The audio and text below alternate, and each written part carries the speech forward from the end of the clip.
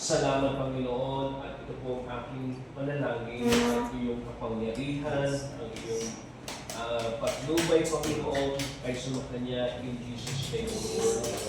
Ilalim siya, Panginoon, sa lahat ng uri ng kasamaan, Panginoon. And today we claim your guidance upon her, O Lord, at nawa dalangin po namin, Panginoon, sa bawat araw ng kanyang buhay, ang iyong saganang pag-iingat, kalakasan, biyaya, tagumpay, ay dadaloy, Panginoon, kay nasa faith, Lord. Siya po ay mabubuhay sa kanyang pangalan, Panginoon, na may kalapit na pananampalataya at anuman ang maaaring dumating sa kanyang buhay, Panginoon, Lord. Ang iyong biyaya at pagpapala ay dadaloy po sa kanyang buhay. Yes. Salamat din, Panginoon, sa buhay, Panginoon, ni Levi and Maricar, Panginoon, bilang kailangan mo, Panginoon, upang maging steward, Panginoon, Yes. tagapangasiwa, Panginoon, ng kanilang pamilya sa Pilipinas sa faith at sa kanilang mga susunod pang mga anak, Panginoon.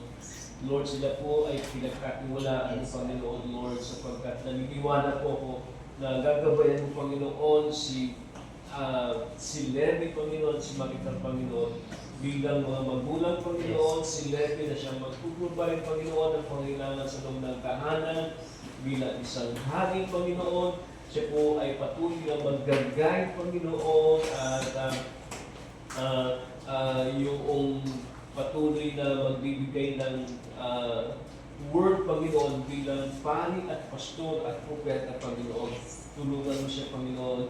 At Lord, I pray na yung message mo ngayong umaga, ito po ay magsilbing kalakasan po ni Levi. Kasama po si Maricar, Panginoon, na magtataguyod, Panginoon, Lord. Let your love and protection be upon them, Lord. Yung spirito ng pag-ibig at pagkakait sa Panginoon ay maghari, Panginoon, sa kanilang tahanan. At naniniwala po ako, Panginoon, na si nasa faith, Panginoon, ay lalaki na may pagkatakot sa iyo. Ilayin mo siya, Panginoon, sa anumang uri ng karamdaman, ng kasakitan, Panginoon, in Jesus' name, at sa gawa ng kaawit sa kanyang buhay, ay patuloy po namin sinasawata sa pangalan ni Jesus. Salamat din, Panginoon, sa lahat ng mga ninong at ninang, pagpalain mo sa ilang buhay, Panginoon, Lord. Bless the work of your hands, Lord.